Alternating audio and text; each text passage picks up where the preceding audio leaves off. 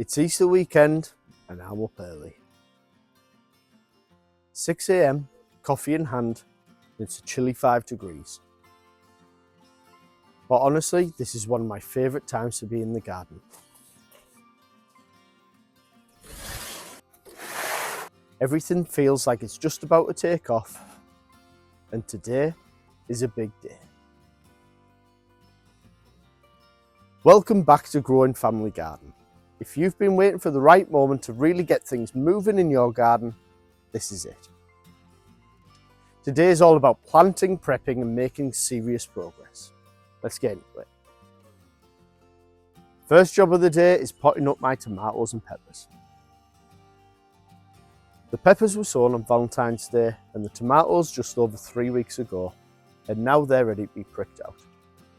The peppers will stay inside for now. They need the extra warmth right through till May, but the tomatoes, they're heading out into the greenhouse today, where they can really start to grow on strong. Job number 2, before anything goes into the ground, you've guessed it, weeding. I cleared these beds a couple of weeks ago, but at this time of year, weeds don't hang about. So each weekend before planting, I go through, pull out the worst by hand and give everything a good hoe. I'll even keep this up after planting. Little and often is the key to this. Right then, this is the moment I've been waiting for, the big plant out. First in, onions. These were started in cells about 5 weeks ago and they are now more than ready. Quick tip, I actually stop watering a few days before transplanting. I find it makes them much easier to handle. But what works best for you? Do you water them right up until planting, or do you leave them a few days before like I do? Let me know in the comments. When it comes to planting, I used to use a dibber, but for those bigger cells, I now have switched to a bulb planter. An absolute game changer. Faster, cleaner, and no more squeezing roots into tiny holes that taper. Spacing wise, about 6 inches apart, and I use this old bit of skirting board to help keep my rows straight. It makes it so much easier later on when I'm hoeing between the rows. A couple of hours later and we've got 200 onions in the ground. Different varieties, different spots, we'll see which one works best.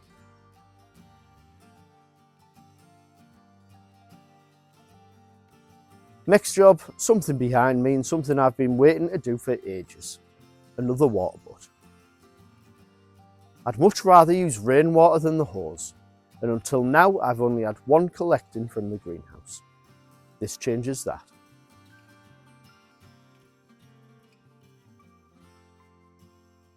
And, like I've just been reminded, summer is on its way, so even in spring, that sun cream needs to come out.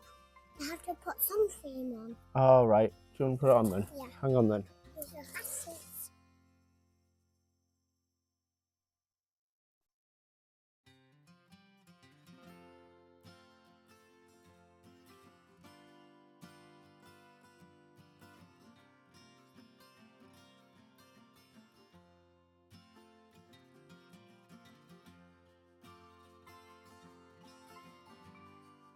A quick test, all working perfectly, and just like that, the sun finally comes out.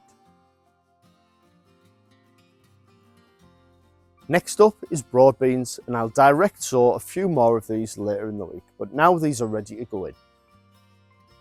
I like to do succession planting, so instead of everything cropping at once, you get a steady harvest over time. Less waste and more fresh food. Then goes in the chard and even more spinach. We eat loads of this stuff, and honestly, for something that grows this easily, it's crazy how expensive it is in the shops.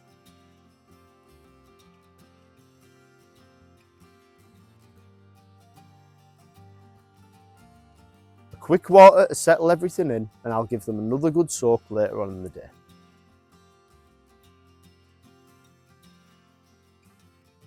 Then it's time for a quick break, because as much as I love days like this, that's not my most important job. Right back at it, and it's time for me to plant my second early potatoes. This year, I'm skipping the main crop. It's too much effort for me with earthing up all the time, and I'd rather keep it simple. Plant them, come back when they're ready. Last one for me today, and it's beetroot.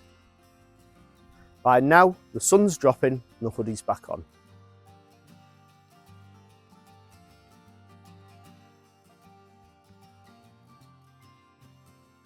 And that is the Easter plant out well underway, but honestly, I barely scratched the surface. So loads more sowing to do later on in the week, and I need to get started on the flowers too. And what did you do over the Easter weekend? Let me know in the comments. It's been lovely lately to hear about what you're doing in your gardens. And if you've liked this video, give us a like. If you're new, hit subscribe and follow us along on our journey. See you later.